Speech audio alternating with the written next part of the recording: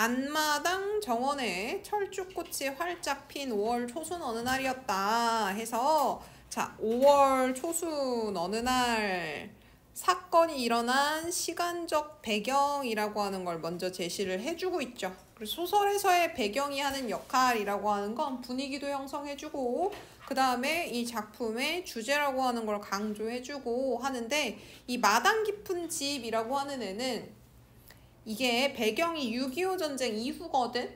그래서 옛날에 사람들이 가난하면 이렇게 마당을 기준으로요. 집주인이 사는 안채가 이렇게 있고 그 안채 옆에 방들이 조그만하게 여러 개 다닥다닥 붙어 있거나 사랑방용으로 이렇게 집이 하나 더 있어. 그래서 이 마당 깊은 집에 나오는 인물들은 전부 어떤 사람들이냐면 이러한 작은 방이나 옆에 있는 방에 새 들어서 살고 있는 사람들이야. 그래서 이 작품에서도 집 주인집 나오죠. 윗집 애들. 그치? 그럼 아랫집에 살고 있는 길쭉이네 있고 그 다음에 그 윗집에서 식모일 해주는 사람이 나와. 그래서 이 작품 같은 경우에는 그 마당이 깊었던 집에서 주인공인 길라미가 어떻게 성장하는지를 보여주는 성장 소설이야. 오케이? 네. 그래서 여기 보시면 철쭉꽃이 활짝 펴 있는 정원이죠. 그래서 이 정원 마당이 깊은 집에서 길라미가 잘 자랐을까 못 자랐을까? 배경을 딱 보면 잘 자라요. 그래서 마당이 깊은 집에서 길라미를 키우는 존재가 이 우리가 보는 부분에서는 길라미의 엄마가 있고요. 그 다음에 길라미에게 가장 큰 역할을 해주는 사람이 안씨라 그래가지고 이 주인집에 식모 안씨라는 인물이 있어. 이 사람들은 다 같은 집에 새들어서 살고 있는 이웃 식구라고 생각해 주시면 됩니다. 오케이? 그래서 5월 초순 어느 날 길중이가 오전반 공부를 끝내고 돌아와 길수까지 합쳐서 네 식구가 점심밥을 먹고 나서였대. 시간적으로도 언젠지 정확히 명시해주고 있어요. 점심밥 먹고 나서니까 오후 1시나 2시쯤이겠지. 오케이? 그때 어머니는 나를 불러서 재봉틀 앞에 앉히더니 얘들아 재봉틀이 가격이 꽤 나가거든. 근데 얘네 지금 새들어서 살고 있고 자 길중이, 길수, 길라미, 어머니만 놓고 봐도 아버지 없는 집에 자식이 3명이나 있단 말이야. 그죠? 집 안 형편이 좋지 않아. 근데 재봉틀이 있다는 소리는 무슨 얘기냐면 어머니가 재봉틀이라고 하는 기계를 통해서 아이들을 먹여 살리고 있다. 알 수 있어. 이게 그냥 갖다 놓기엔 가격이 만만치 않은 애예요. 그래서 바느질하는 기계를 집안에다 집어놓은 이유는 엄마가 지금 가족들의 생계를 책임지고 있다. 이거 한 가지랑 그 다음에 재봉일을 위해서 재봉틀을 갖다 놓은 거기 때문에 얘네 집이 잘 사는 집안이 아니다. 재봉틀 나왔다고 잘 사는 집이에요 이렇게 얘기하시면 안 됩니다. 알아두십시오. 재봉틀 서랍에서 돈을 꺼내 내 앞에 밀어놨다. 요게 이제 사건인 거야. 5월 초순 점심밥을 먹고 난 다음에 일어난 사건. 그래서 어머니가 재봉틀을 통해서 돈 모으면 얼마나 모았겠어. 그치? 어렵게 모은 돈인데 그걸 나한테 밀어놨습니다. 얼마인지 세어봐라. 돈을 세어보니 80환이더라. 자 봐. 오전반이라는 표현. 80환이라는 표현 지금 안 써요. 옛날에는 인구가 많았어가지고 학교를 오전반이랑 오후반이랑 나눠서 등교를 받았어. 그래서 학교에 있는 반은 정해져 있잖아. 장소는. 근데 이 장소에 아이들이 워낙 많다 보니까 들어갈 수가 없는 거야. 그래서 막 한 반에 60명씩 되거든. 근데 60명씩 집어넣어도 안 되니까 오전에 60명, 오후에 60명 이렇게 수용해서 오전반, 오후반이 있었어요. 지금은 없죠. 그지? 그리고 여기 환이라고 하는 화폐 단위는 언제 쓰였냐면 1953년부터 1962년 딱 10년 동안만 쓰였던 화폐 단위입니다. 그러니까 환이라는 화폐 단위가 나오면 아 지금 시대적 배경이 언제구나 알 수 있겠지. 그렇죠? 그래서 6.25 전쟁이 우리나라에서 언제 끝납니까? 언제 끝나?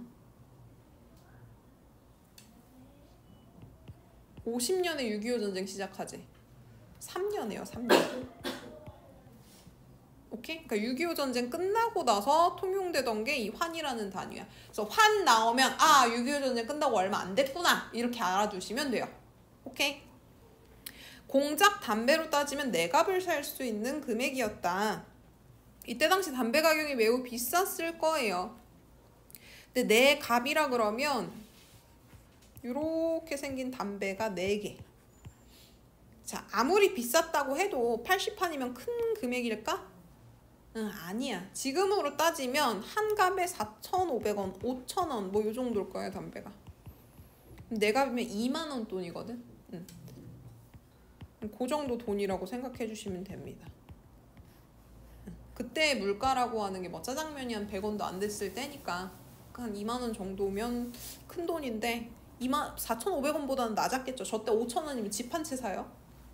그래서 나는 어머니가 무슨 심부름을 시키려는 줄 알았다. 어머니는 나를 빤히 보며 바라봤다. 자, 나라는 표현 나왔죠. 그럼 1인칭 시점이구나. 이 작품 성장소설이라 그랬지. 아까 미리 얘기해줬죠. 성장소설들은 대부분 1인칭 주인공 시점이에요. 그리고 이 주인공이자 서술자인 애가 어린 시절부터 어른이 됐을 때라고 하는 일을 쭉 설명해 주는데 보통은 어른이 된 서술자가 어린 시절 자신이 어떤 일을 겪으면서 자랐는지 회상하는 구조로 되어 있어. 이 작품도 사실 마찬가지야. 뒤에 그래서 회상 나온다, 회상이구나 라고 하는 포인트들이 나타납니다. 그래서 성장소설이고 1인칭 주인공 시점이다 생각해 두십시오. 길람아 내 말 잘 듣거라. 니는 인자 애비 없는 이 집의 장자다. 길람이 밑에 길중이 길수 있었고 아버지는 없어요. 그치? 왜 없는지는 안 나와. 아버지가 없어요. 가난하다는 게 무슨 죄인지 그 하나 이유로 이 세상이 그런 사람한테 얼마나 야박하게 대하는지 니도 알제? 해. 자, 6.25 전후에 각박한 시대 상황이라고 하는 걸 얘기해주고 있죠. 난리 겪으면서 배를 철철 굶을 때, 난리는 6.25 전쟁 얘기합니다. 네가 아무리 어렸기로서니 두 눈으로 가난 소름이 어떤 겐 줄 똑똑히 봤을 기다. 지금 보면 어머니 말투에서 계속 방언 나타나죠. 오직 성한 몸뚱이뿐인 사람이 이 세상 파도를 이기고 살락하면 남보다 갑절은 노력해야 겨우 입에 풀칠한다. 자, 몸뚱이 하나, 이게 누구 신세냐면 길람이 신세야.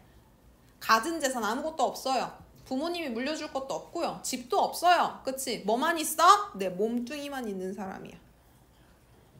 그래서 이 어머니는 이제 아버지가 없는 집에서 길람이라고 하는 장자가 어떻게 살아야 되는지를 제시해주고 있거든.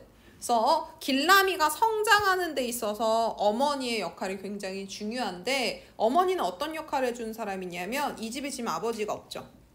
그래서 아버지를 대신해서 세상의 엄함, 무서움이라고 하는 걸 알려주는 존재야. 그 뒤에 아까 얘기했지. 안씨라는 인물 나온다고. 안씨는 상대적으로 오히려 어머니 같은 역할을 해주는 존재예요. 내가 창피할 법한 상황인데 안씨는 잘 알아들을 수 있게 면박 주지 않고 돌려서 날 성장시켜주는 존재. 근데 어머니는 오히려 아버지와 같은 존재로 나타납니다. 자, 니는 위치에 사는 학생들과는 처지가 다르다. 그래서 위치란 소리는 이 집이 1층 있고 2층 있고 그리고 마당 있고 뭐 요런 집이구나. 그래서 한 집에 여럿이서 살고 있는 구조의 집이구나 생각하시면 되고요. 이 위치라 그래서 아파트 같은 거 생각하시면 안 됩니다. 일제강점기가 끝나고 나서 우리나라가 6.25가 터지지. 일제강점기에 어떤 형태의 집들이 많이 생겼었냐면 밑에 1층은 상가, 2층 집은 주인집. 그래서 이런 상가주택 건물들이 많이 생겨. 오케이? 그러니까 우리 집은 1층에 있는 단칸방 같은 데일 거고 위치는 2층 통째로 쓰고 있는 주인집이에요, 보통. 오케이? 그래서 상가 건물 같은 경우는 1층은 세주고 주인이 위층에 살거든. 이해됐죠? 그래서 그 위치에 사는 학생들은 집주인의 자식들이에요. 이 사람들은 나랑 달라요. 물려받을 건물이 있는 사람들입니다. 건물주 아들들이라고 생각하시면 돼요. 얘네들은 양친 부모가 다 있고 집도 있고 먹을 것도 넉넉하기 때문에 부러울 것 없는 애들이야. 그리고 지만 열심히 공부하면 좋은 대학 졸업하고 좋은 직장 가질 애들입니다. 그래서 그냥 공부만 하면 되는데 우리의 길라미는 돈도 벌어야 되고 공부도 해야 되고 하는 인물이죠.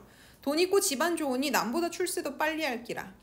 네가 위체 학생들보다 갑절로 노력해서 어른이 되더라도 그 차이는 하나도 달라지지 않고 지금 처지와 똑같을란지 모른다. 그래서 세상의 각박함이라고 하는 걸 알려주면서 성장시켜주는 인물이 어머니야.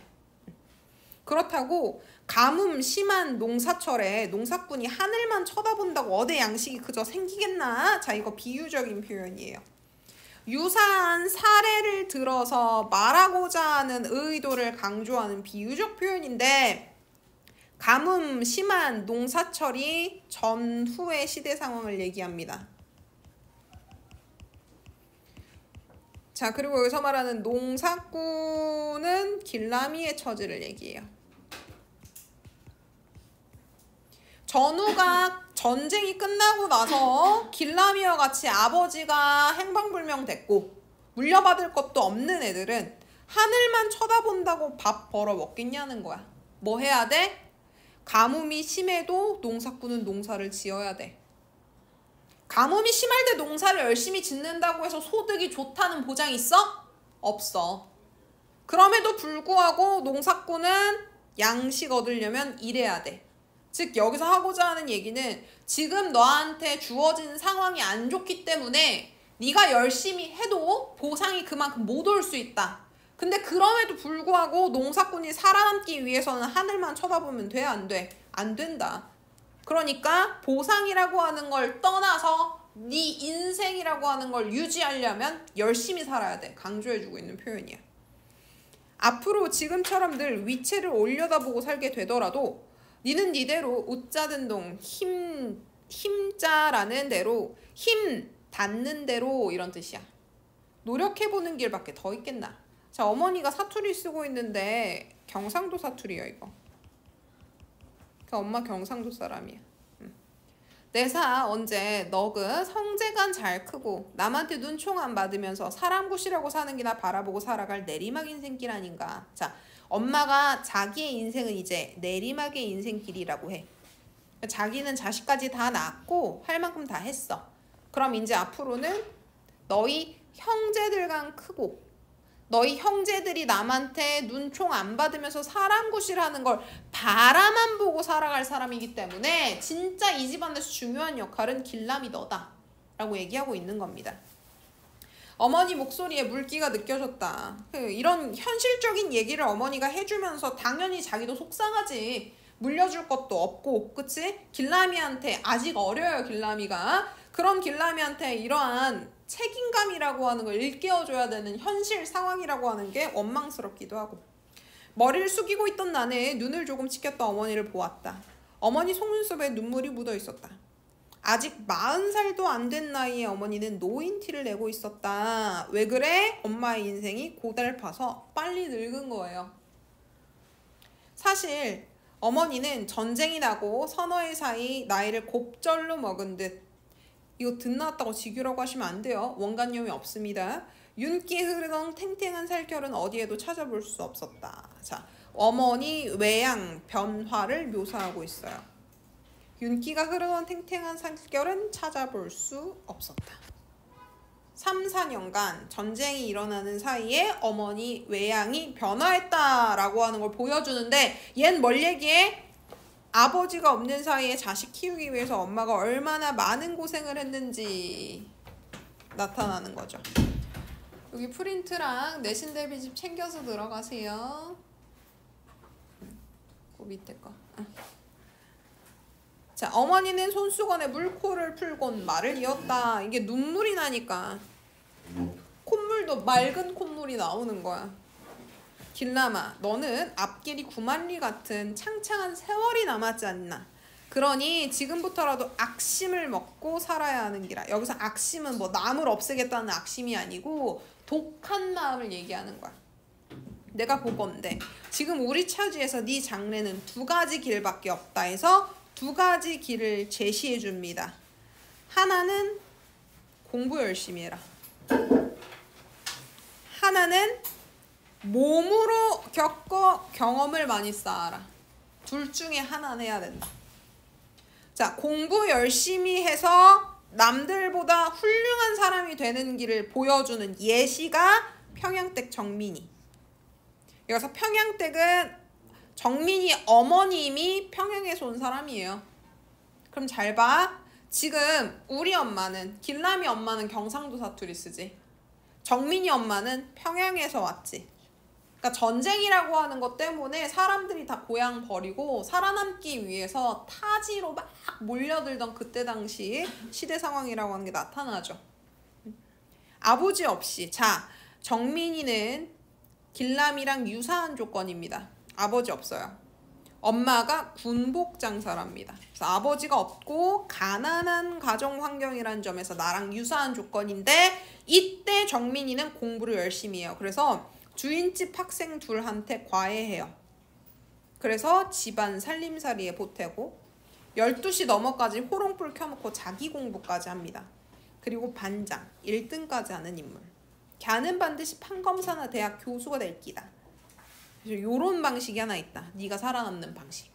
자, 그 다음에 한 가지. 네가 이 세상 파도를 무사히 타넘고 이기는 길은 세상살이를 몸으로 겪고 경험을 많이 쌓는 길. 두 번째 길입니다. 이 두 번째 길에 대한 예시는 준호 아버지가 보여주고 있어요.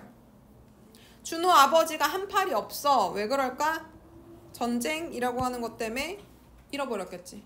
그래서 이거는 사실 6.25 전쟁의 참혹함을 나타내주기도 합니다. 자, 이때 준호 아버지는 팔이 하나 없어. 그럼에도 불구하고 세상살이를 몸으로 겪어 경험을 많이 쌓은 모범적 사례로 등장해요. 재주 없고 공부하기 싫으면 부지런히라도 해야 된다. 그치? 준호 아버지는 한 팔이 없어도 먹고 살겠다고 매일 아침 집을 나서지 않냐. 자, 이때 이 나서지 않냐는 수사의문문, 다른 말로 답변을 요구하고 물어보는 질문이 아니라는 소리예요. 우리가 의문문 종류가 세 가지가 있죠? 판정의문문, 설명의문문, 수사의문문. 판정의문문은 답변이 yes or no로 나오는 거. 그치? 설명의문문은 밥 먹었어?가 아니라 뭐 먹었어? 의문사 들어가는 애들. 오케이? 언제 먹었어? 뭐 먹었어? 누구랑 먹었어? 이런 애들이 설명의문문. 얘는 수사적 의문문, 즉 다른 말로 서리법이라고요. 의문형 어미를 써놨지만 답을 요구하지 않아. 즉 내 말이 맞다 이거지. 상대방에게 자신의 의견에 대한 동의를 구하는 표현으로 의문문 갖다 쓰고 있습니다. 남자는 그렇게 밥 숟가락 놓자마자 밥상을 걸터 넘고 나서서 불알이 요령 소리 나도록 뛰어당겨야 된다. 요령은 간단히 생각하면 큰 방울이거든. 쉽게 얘기하면 빨리빨리 움직여야 된다 이 얘기인 거야. 그래야 제 식구를 먹여 살린다. 그러니까 내가 하는 말인데 너도 이렇게 긴 해를 집에서 보내기 오죽 심심하겠나. 그래서 지금 길라미는 1년을 집에서 보내야 되는 상황이야. 그러니까 얘가 지금 학교를 갈 수 있는 것도 아니고. 그래서 어머니가 80판을 준 거야. 그래서 내가 국리를 짜낸 끝에 그 돈을 너한테 준 거다. 즉 세상살이를 몸으로 겪어 경험을 쌓아봐라. 자, 앞선 이 부분 같은 경우 정민이 같은 케이스는 길라미가 학교를 가고 난 다음부터 시작이지 공부를 하는 게. 근데 지금 1년은 학교를 가지 않고 있는 상황이에요 현재. 그러니까 준호 아버지와 같은 경험을 좀 쌓아보라고 80판을 다 길라미한테 준 겁니다. 이 돈으로 뭘 우째하라고 해. 그래서 자, 아까도 얘기했지만 우리의 어머니는 길라미를 강하게 키워주는 성장에 도움을 주는 조력자예요. 나는 어리둥절하여 손에 쥔 돈을 내려다봤다. 길라마 그 80판으로 신문 받아서 팔아봐라. 그래서 세상살이의 어려움을 좀 체험해봐라. 신문 팔아서 돈을 얼마만큼 버는 건 문제가 아니야. 엄마가 요구하는 건 이겁니다. 돈이 얼마나 귀한 줄 알 수 있을 게다. 즉 경험 쌓으라는 거야. 돈을 많이 버는 게 중요한 게 아니고 돈을 벌려면 이만큼 힘들구나. 경험 쌓으라고 돈을 준 거야. 이 세상의 쓴맛을 알려고 하면 그런 경험이 좋은 약이다. 초년 고생은 돈 주고도 못 산다는 속담이 있다. 자, 어린 시절 고생은 돈 주고도 못 산다. 즉 그만큼 값지고 귀한 거다라는 소리야. 젊은 시절의 고생은 장래 발전을 위해 중요한 경험이 되기 때문에 그 고생을 달게 여겨라. 돈 주고도 못 사는 거니까 너 지금 고생 좀 해봐라 라는 거죠. 내가 감히 거역할 수 없는 어머니의 옹이 박힌 말이었다. 옹이는 나무 몸에 박힌 가지의 밑부분인데 저 옹이 부분은 심지가 단단해서요. 저 나무를 잘라다가 이런 가구들을 만들어도 옹이 박힌 부분은 안 빠져. 그러니까 즉 옹이 박힌 말이라고 하는 건 내 마음속에 들어서 빠지지 않는 말이라는 거야. 콱 하고 박히는 말. 자, 지금 생각해보면 별표. 아까 이 마당 깊은 집은 성장소설이라 그랬죠. 그래서 성인이 된 내가 어린 시절 내가 어떻게 성장할 수 있었는가에 대한 이야기들을 쭉 회상하면서 이야기해준다 그랬지. 요거 지금 생각해보면 해서 어른이 된 서술자가요. 과거 5월 어머니한테 들었던 사건이라고 하는 걸 기억해서 쓰고 있는 거야. 오케이? 어머니 그 말씀은 입학기가 지난 뒤 나를 대구로 불러 올렸을 때 이미 예정해둔 계산임이 분명했다. 자, 입학기가 지난 다음에 대구로 왔다란 소리는 학교에 지금 들어가 못 들어가? 못 들어가. 그러니까 엄마가 입학 시기가 지난 뒤에 나를 대구로 불렀대. 이 얘기는 1년 동안 얘가 학교에 못 가니까 라는 걸 엄마가 알고 있었다는 거지. 그치? 그래서 그때부터 계산해둔 거구나. 이거는 커서 내가 깨달은 바인 거야. 어린 시절에 저 얘기를 들을 땐 몰랐지. 근데 커서 내가 생각해보니까 아, 엄마가 80반 준 거는 나 대구로 올라오라고 한 그때부터 이미 계획이 되어 있었던 거구나. 자, 이걸 통해 알 수 있었던 거 방금 전까지 위에 나왔던 마당 깊은 집의 위치가 대구구나. 알 수 있죠. 그 다음에 시기가 5월이었지. 입학기는 언제야?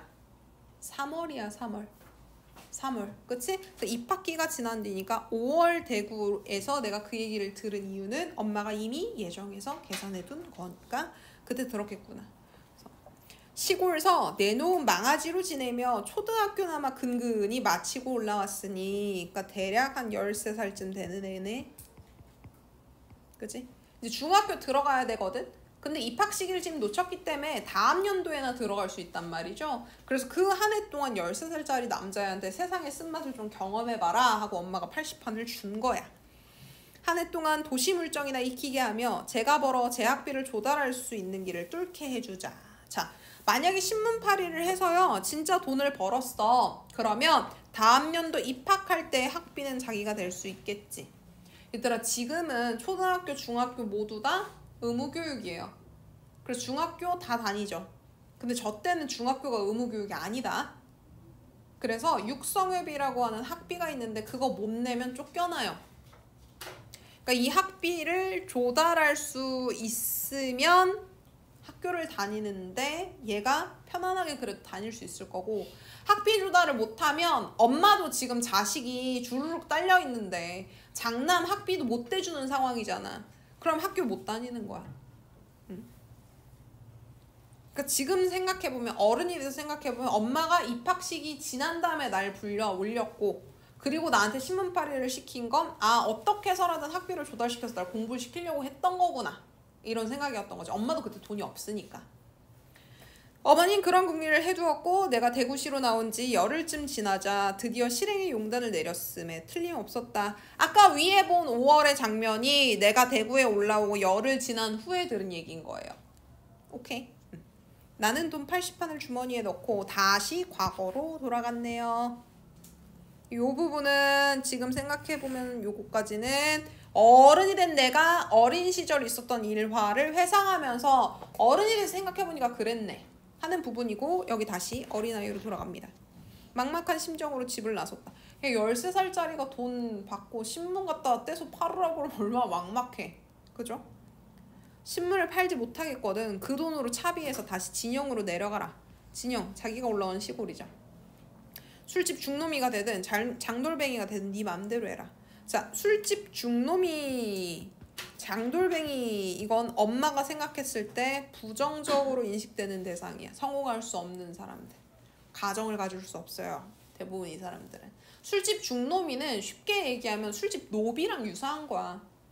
그 다음에 장돌뱅이는 이장 저장 돌아다니면서 물건을 파는 사람인데 이 장돌뱅이들 같은 경우에는 그때 당시에 우리나라 사람들이 제일 싫어하는 역마가 끼어있는 사람들이에요. 한 군데 정착해서 못 살아. 가족을 구성해서 살 수 없어. 그러니까 둘 다 사람 구실 못하고 사는 사람들이라는 인식이 깔려있어.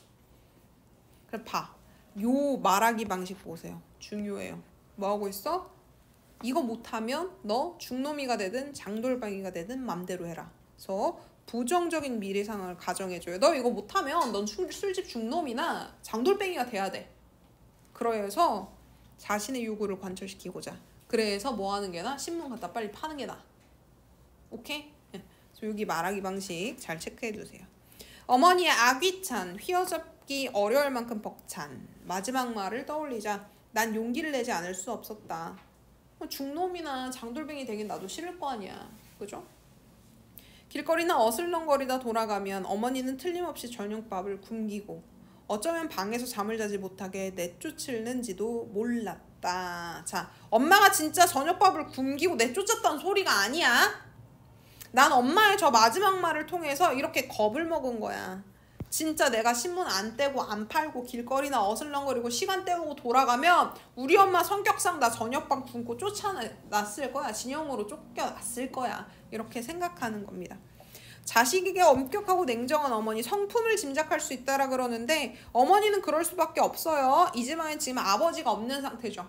아버지 역할을 어머니가 지금 대신해주고 있어요. 오케이? 그래서 아버지의 대리 역할을 해야 했기 때문에 자식들한테 엄격한 어머니의 모습이 등장합니다. 그래서 내 성장을 위해서는 아버지 역할을 하는 사람도 있어야 되고 어머니 역할을 해야 되는 사람도 있어. 이 집안은 아버지 역할을 어머니가 대신해준 거고 그러면서 이제 내가 너무너무 힘들 때 위로가 되어주는 어머니와 같은 역할은 안씨가 해주는 거야. 그래서 여기까지가 내 성장의 조력자 첫 번째 엄격한 어머니와의 일화가 나온 겁니다. 두 번째는 안씨와의 일화가 나타나요. 어느 날 저녁 끼니로 보리죽 한 그릇을 먹고도 난 얼마나 배가 고팠던지 밤중에 위채 부엌으로 몰래 찾아든 적이 있다. 위채 주인집, 부잣집. 밥 훔쳐 먹으러 올라간 거죠. 속이 쓰려 한밤중에 눈을 뜬 나는 주인집 부엌에 남은 밥을 뒤져먹기로 작정했던 것이다. 자, 지금 내가 도덕적으로 타락하는 모습을 보여요. 그러면 이 나의 행동은 고쳐져야 되는 거지. 그치? 그러니까 너네들은 이걸 보고 불쌍해 라고 생각하시면 안 됩니다. 이게 지금 도둑질하네. 이거 고쳐야지 이렇게 생각하셔야 돼요. 안씨의 사고방식도 그렇게 흘러갑니다. 불쌍하다고 밥 더 줄 수 있지. 그럼 얘는 평생 도둑놈처럼 사는 거야. 그러니까 안씨는 도덕적으로 타락한 모습을 얘가 엇나가지 않도록 잘 타일러서 다시는 그렇게 하지 못하게 만들어야 돼. 그냥 밥 주면 능사가 아닙니다. 알겠죠? 그런 작정을 하기까지 식모 안씨가 남은 밥을 부엌 어디에 두는지를 엿봐뒀다. 아, 야, 얘 봐. 범죄를 위해서요. 미리 엿봅니다. 응? 계획범죄예요, 이거. 나는 살그머니 잠자리에서 빠져나와 반바지를 껴입고 마당으로 나섰다. 몇 시인지 몰랐으나 사위는 고요했다. 사위는 사방에 둘레. 그래서 내 위치에서 주인은 고요했다. 난 우선 변소로 갔다. 먹는 양이 적다 보니 나올 건덕이 없는 똥을 누는 척 변속간에 앉아 위치의 동적을 살폈다. 그래서 궁핍한 나의 상황을 짐작하게 하고 똥을 진짜 눈 게 아니라 누는 척 한 겁니다. 언제 위치 사람들이 잠드나 보려고. 방마다 불이 꺼져 있었다. 그럼 이제 훔쳐먹으러 가는 거죠. 나는 위치의 부엌으로 살쾡이처럼 다가가 닫힌 부엌문을 살짝 열었다. 이런 건 직유법입니다. 안씨가 쓰는 부엌 골방은 깜깜했다. 자, 안씨가 골방을 썼다. 위치에 집이 이렇게 있으면 그 집 안에는 안방도 있을 거고, 그치? 작은 방도 있을 거고. 근데 가장 큰 방 뒤편에 조그만한 골방이라고 딸려 있어요. 옛날 사람들 같은 경우에는 잘 사는 사람들은 전부 집에 식모를 꼭 뒀거든. 보통 식모방으로 저렇게 많이 만들어져 있어.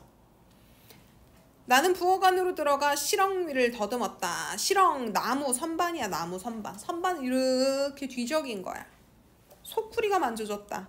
안씨는 밤새 남긴 밥이 쉴까봐 밥뚜껑을 덮지 않고 소쿠리로 덮어두곤 했다. 자, 소쿠리로 덮으면 공기가 잘 통해요. 그래서 공기가 안 통하는 상태에서 저거 밖에 따뜻한 데 두면 상하겠지. 그래서 공기 통하라고 소쿠리로 덮어놨대. 노쇠 밥그릇은 밥이 반 그릇쯤 남아있었다. 나는 손으로 밥을 한 움큼 집어내 찬도 없이 허겁지겁 먹기 시작했다. 너무 배고프니까 훔쳐 먹은 거죠. 그날은 그렇게 반 그릇 밥을 비워냈다. 자, 봐. 첫 번째 범행 때는요. 배가 너무 고파요. 그래서 먹었지. 근데 그거 안 들켰잖아. 그랬더니 얘가 나중에 뭐까지 먹니? 장조림까지 먹어. 이거는 먹고 살겠다고 먹는 게 아니야. 범죄를 했는데 안 들켰지. 자신감으로 이어진 거야. 그래서 더 큰 범죄를 저지르는 거예요. 그래서 이걸 누가 잘라줬어야 돼. 그걸 안씨가 해준 거야. 그래서 여러분들이 생각했을 때 너무 불쌍하다 이렇게 생각하시면 안 돼요. 한 번은 반 공기 먹었으면 끝냈어야지. 그치? 근데 이게 자신감으로 이어져서 범죄가 점점 커지는 형상이 막 나타나요. 이튿날 아침 내가 숯불을 피우자 위치 부엌에서 쥐가 소쿠리를 벗기고 밥그릇을 뒤졌다라고 안씨가 쫑알거렸다. 자, 나는 밥 훔쳐먹고 뒷정리 제대로 했어 안 했어? 왜? 소쿠리가 벗겨져 있잖아. 밥그릇 있고 위에 소쿠리 있었으면 밥 먹고 나서 소쿠리 다시 덮어놨어야지. 근데 그런 거 없이 먹자마자 뛰쳐나온 거야. 그럼 왜 그럴까? 처음 범죄라서 무서우니까 얼른 먹고 얼른 나온 거야. 들킬까봐. 오케이? 이때만 해도 첫 범죄라서 얘가 막 그렇게 범죄자의 모습이 나타나진 않아. 근데 일단 계획 범죄라는 게 좀 문제기는 했죠. 응? 자, 그리고 이때만 해도 안씨는 나간 행위가 쥐가 한 것이라고 잘못 알고 있었어요. 내가 불이 나게 위치 부엌에서 나오느라 소쿠리를 제대로 덮지 않았으면 알았으나 난 시침을 때웠다. 하루 걸러 이틀 뒤.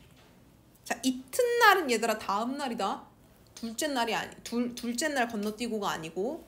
그래서 훔친 날이 1일이라 치면 이튿날은 2일째를 얘기해. 그리고 하루 건너는 3일을 얘기해.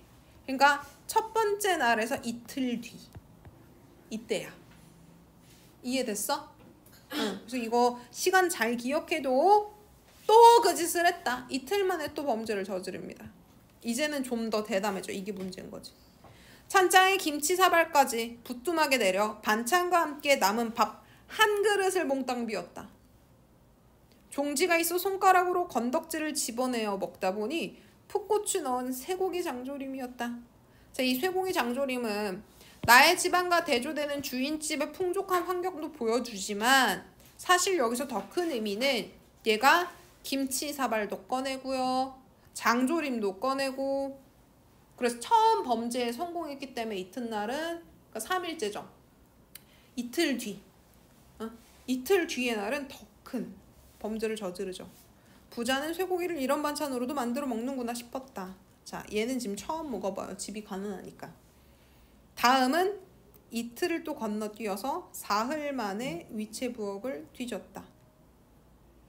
자, 봐. 첫날 뒤졌고 다음날 쥐가 어쩌고저쩌고 안씨가 했지. 셋째 날 뒤졌지. 그치? 이틀 건너뛰고 하루 이틀 사흘이야.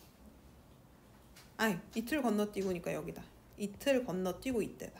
그럼 범죄 있었던 일이 136인 거예요. 요거 잘 기억하세요. 하루 밥 반 공기 먹었어. 다음날 안씨가 쥐 어쩌고저쩌고. 이날 장조림 먹었어. 그치? 이틀 건너뛰고 사흘째 되는 날이야. 하루 이틀 사흘 나흘이다. 사흘은 3일이야. 3일. 오케이? 그러니까 첫째 날 하루 건너뛰고 다음 날 이틀 건너뛰고 이렇게 훔친 거야. 이해됐죠? 세 차례 그렇게 훔쳐먹고 난 이튿날이었다. 다음날. 이건 다음날. 딱 일주일 되는 날이야. 내가 월요일에 훔쳐먹었지. 수요일에 훔쳐먹어. 그치? 목금 토요일에 훔쳐먹어. 그치? 그래서 다음날이니까 일요일. 요때네. 나는 신문을 받아 팔려고 집을 나섰다. 내가 바깥마당으로 나서자 뒤쪽에서 길라마 나 좀 보제이 하고 누군가 불렀다. 돌아보니 안씨였다. 불렀습니까? 자, 처음 호출당하죠. 범죄 저지르고. 불안하죠. 여기서 지금 불안감 잘 체크해 놓으세요. 말도 듬잖아. 나는 말부터 더듬거렸고 얼굴이 불에 센 듯 달아올랐다. 가슴이 뛰었다. 자, 그래도 길라미는 계도가 될 수 있는 아이예요. 부끄러워해요. 길라마, 네가 밤중에 우리 부엌으로 들어오는 거 안 돼? 아지매가 봤다 말이지. 내 누구한테도 그 말 안 할 테니까 다시는 그런 짓 하지 말아라. 설령 점심밥을 굶어 배가 쪼매 고프더라도 사나이 대장부가 되려고 하면 그쯤은 꿋꿋이 참을 줄 알아야 된다. 너희 어머니 물론이고 형제간도 그렇게 참으며 이 여름철 힘겹게 넘기고 있지 않냐. 아무한테도 이 말 안 할 거다. 이래. 자, 여기에 쓰인 말하기 방식이 되게 중요해. 잘못을 책망하기보다는 부드럽게 타이르고 있어요. 그러면서 잘 보세요. 올바른 가치관을 정립시켜줘요. 점심밥을 굶어서 배가 고플 수 있지. 그런데 도덕적으로 그러면 안 돼. 그리고 이 말은 또 무슨 얘기냐면 너가 이걸 참아내면 좋은 일이 있을 거야. 라는 뜻도 돼요. 이걸 참아내면 넌 좋은 사람이 될 수 있어. 그리고 내가 이 말 아무한테 안 할 거야. 곤란한 상황에 처하지 않게끔 배려해주는 거야. 안씨가 부드러운 목소리로 말하며 고개 빠뜨린 내 어깨를 다독거렸다. 알았습니다. 내가 조그만 소리로 대답했다. 안씨의 충고에는 도둑이란 말이 한마디도 들어가 있지 않았음을 나는 지금도 기억하고 있다. 그래서 아까 어머니와의 일화를 큰 내가 회상했지. 안씨와의 일화도 성장을 다 한 내가 회상하고 있는 겁니다. 현재 시점에서 회상하는 당시의 상황. 안씨의 배려. 그러니까 지금 커서 생각해보니까 안씨가 나한테 했던 그 말 안에는 도둑이란 말이 하나도 없었어. 어른이 되고 보니까 안씨는 그때 나에게 정말 귀인이었던 거야. 고개 빠뜨린 내 얼굴이 홍당무가 되었고 어느 사이 뜨거운 눈물이 뺨을 타고 흘러내렸다. 여기서 뜨거운 눈물은 안씨 내가 가만 안 둬 이런 거야? 후회, 부끄러움에 대한 눈물이야. 반성의 의미죠. 홍당무가 되었다라고 하는 건 얘들아 비유 표현인데 얘는 은유라고 봐도 되긴 하거든. 근데 더 적당한 건 이런 표현 같은 경우는 우리가 관용 표현이라 그래요. 관용 표현. 얼굴이 진짜 홍당무가 됐겠니? 얼굴이 빨개졌다라고 하는 걸 요렇게 써요. 관용 표현 쓰이고 있는 거야. 그래서 얘는 여기서 잘못된 행동에 대한 부끄러움과 후회의 눈물을 흘린 겁니다. 안씨가 내 밥도둑질을 어머니한테 귀뜸했더라면 난 수포대 회초리로 종아리며 등줄기에 지렁이 자국이 나도록 매를 맞았을 테고. 자, 아까 전에 얘가 숯불 피운다 그랬지. 이거 뭐 하는 거냐면 숯포대라고 되어 있잖아. 나무를 캐가지고 와서 너네 귀멸의 칼날 봤어? 봤을 수도 있고 안 봤을 수도 있는데 거기 남자애가 나무 캐다가 불에 떼워서 장작으로 만들어서 팔아. 그걸 지금 하고 있는 거야. 먹고 살아야 될 거 아니야. 신문 팔아갖고 먹고 살겠어? 어머니는 재봉틀 돌리고 얘는 신문 팔고 신문 안 파는 시간에 와가지고 뭐 하는 거야? 숯 만드는 거야. 오케이? 그래서 수포대의 회초리로 총알이 등줄기에 지렁이 자국이 나도록 매를 맞았을 테고 몇 끼니의 밥은 굶게 되었을 터였다. 어머니는 여전히 아버지와 같아요. 내가 잘못하면 따끔하게 혼을 내는 스타일인 거지. 또한 두고두고 어머니로부터 집안의 장자가 남의 밥도둑질까지 하다니 하는 지청구 잔소리입니다. 를 들었을 것이다. 자, 이건 일어날 수 있는 상황을 예측하여 어머니라는 인물 평소 성격을 드러내주고 있는 겁니다. 실제 엄마가 이렇게 안 했죠. 왜? 엄마는 내가 도둑질한지 몰라요. 안씨가 말 안 했기 때문에. 그러나 안씨는 내 행실을 외작이지 않겠다는, 외작이지 뭐뭐 하지 이런 뜻이거든. 외작, 왁작지걸 이런 뜻이야. 떠들지 않겠다는 약속을 지켰고 그 뒤부터 나는 남의 물건이라면 운동장이나 교실 바닥에 떨어진 동전, 도막, 연필이라도 내 것으로 하지 않았으니 잘못 뉘우쳐서 눈물 흘리고 바른 사람으로 성장했죠. 그때 안씨의 그 따뜻한 충고 덕분이었다. 자, 여기 이제 성장소설의 특징이 드러납니다. 성장소설의 특징은요, 이러한 에피소드가 딱 하고 나오면 거기서 어른이 하나 등장하거나 내가 올바르게 성장할 수 있게끔 어떠한 행동을 제시해주는 사람들이 등장해요. 그리고 성인이 된 내가 그걸 돌아보면서 그때 그분 때문에 이만큼 옳게 성장할 수 있었지. 자, 이 작품은 그래서 서술자가 둘이에요. 어른이 된 나, 어린이. 그래서 사건이 일어나던 과거 시점의 나라고 하는 인물이 쭉 서술해주다가 중간중간 어른이 된 내가 등장해서 과거 회상을 하는 현재 시점의 나가 나옵니다. 두 가지죠. 지금 생각해보면 이 부분이랑 나는 지금도 기억하고 있다 이 부분이거든. 자, 여기 나는 지금도 기억하고 있다 요거 있지? 요거는 안씨와의 일화를 회상하는 어른이 된 나고요. 지금 생각해보면 이 부분은 뭐였어? 어머니. 여기 아까 체크했죠? 응. 어머니와의 일화를 회상하는 어른이 된 나다.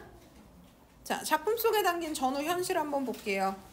초등학교를 갓 졸업했어요. 나는 아버지가 없는 집안의 장자예요. 6.25 전쟁으로 인해서 가족의 상실, 가족관계 왜곡이 일어나던 시기다. 세상이 그런 사람한테 얼마나 야박하게 대하는지. 인간관계가 각박하다. 이거 왜 그러냐면 전쟁도 전쟁이지만 같은 동족 상잔이야. 옆집에 살던 사람이었는데 저 사람이 빨갱이래.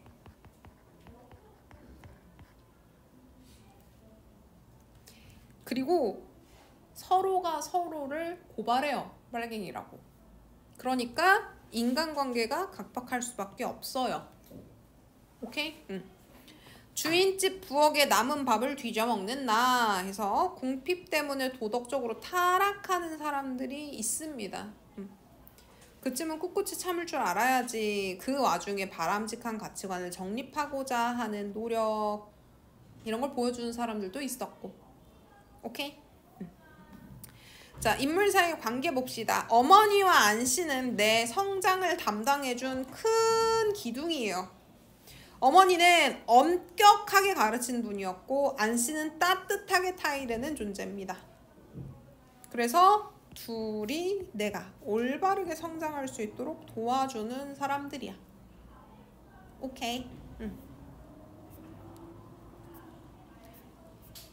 자, 여기까지 마당 깊은 집이었고요. 질문 있어? 그럼 쉬는 시간 10분 쉬고요. 그리고 조응 좀 보도록 할게요.